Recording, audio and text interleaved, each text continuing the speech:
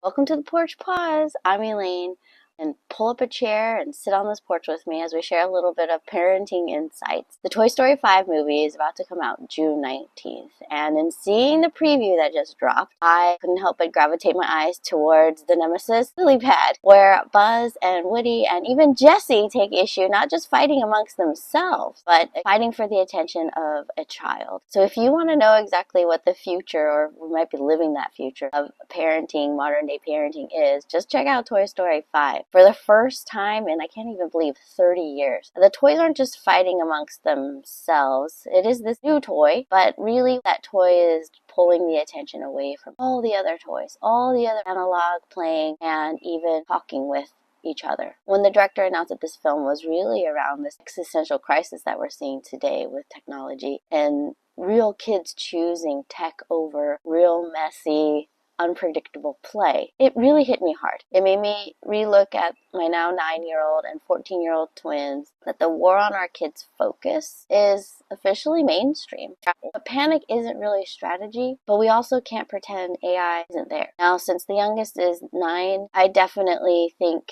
that had she been right now like 2, 3, 4, 5, it would just be cut off. The more complicated nuance, I think, is these tweens, early teens, and I'll share an example. And when my oldest twins hit middle school, in about 7th grade, they had 2 instances actually, now that I think about it. One in particular, my daughter was looking at just analyzing 3 different stories and trying to find a common theme. So there was The Subtle Knife, The Little Mermaid, and The Lion King. Now, 2 of those stories I knew. Subtle Knife, I didn't totally know and hadn't read it. And so just supported her in brainstorming, like, okay, what are the themes for each of the books separately? And listing all of those out, and then cross-looking at all those categories to see what connected. And through that process, through that struggling of nearly 2 hours, and she was still stuck. And my first inclination actually was, AI had already been being utilized quite a bit. This is just a year ago. And I was like, no, we can use AI for this, but let's just try a little bit more. So let me ask you questions and you try to figure out these aspects to see what characteristics or themes for each of the books. So we did another round of that, and she was still stuck, not satisfied with the detail.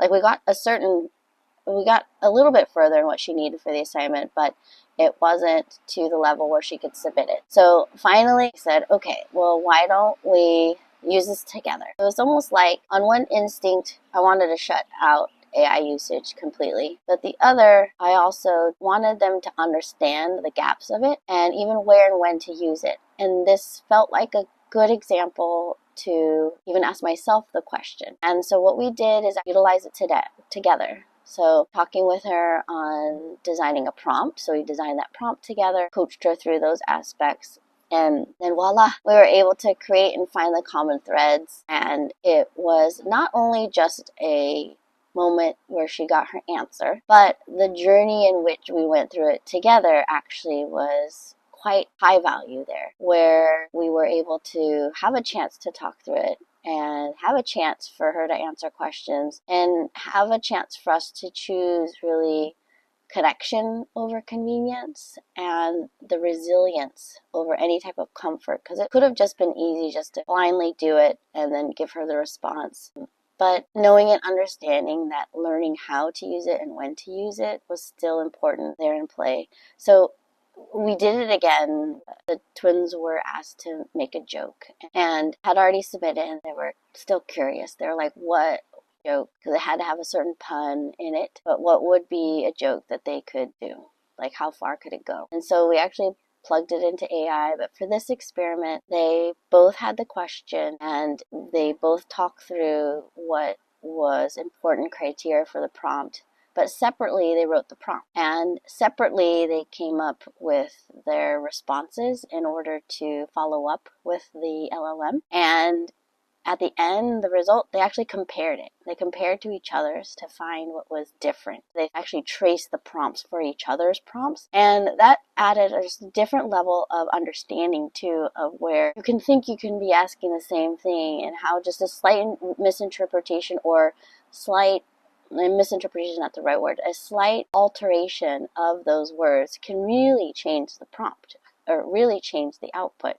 And that was an immense learning for them. So really, instead of ignoring it, I sat down with them to manage through this and do it. So when I engaged with them in this way, and then they saw it firsthand, we saw it together, that's when it really clicked that it was not this oracle, that it was a tool to be used to a certain point, but with the critical thinking still fully in place. And they learned the skill of prompting, and more importantly, they learned the value of resourcefulness and skepticism at the same. It was just an interesting part now that they're old enough to say these things. It's like they actually realized that if they didn't think critically about these things, big mistakes could happen. And that LLM could easily be hallucinating an answer. And at the same time, when I reflect too on our youngest one, there is a threshold too to be said, like just no AI, no technology use. There's so much richness and that tactile play that, I'm on the porch here. How about some pine needles and turning that into a piece of hair, or feeling it on your skin and tickling you? That is non-technology.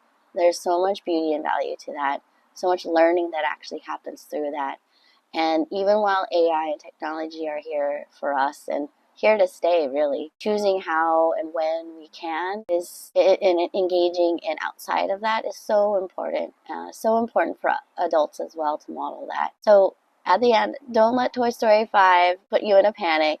And I do find it amusing that Lilypad is drawn with some evil eyes there. Technology is not fully evil. So don't let the plot of Toy Story necessarily make you feel powerless or fearful. Protect the boundaries of our youngest ones to encourage that slow analog type of play. Infuse it in your older kids, ensuring that, but don't be afraid to help coach them through, have some experience about it and talk about it. It's the talking about it that is important, even if it's amongst each other, so that you can pull back the curtain on the realities of that. And the lesson for us too is some analog, not a bad thing at all. If you want to start building intentional moves in your parenting, especially in this age of AI, pull up a chair again next week on this Porch Pause, and I look forward to seeing you here.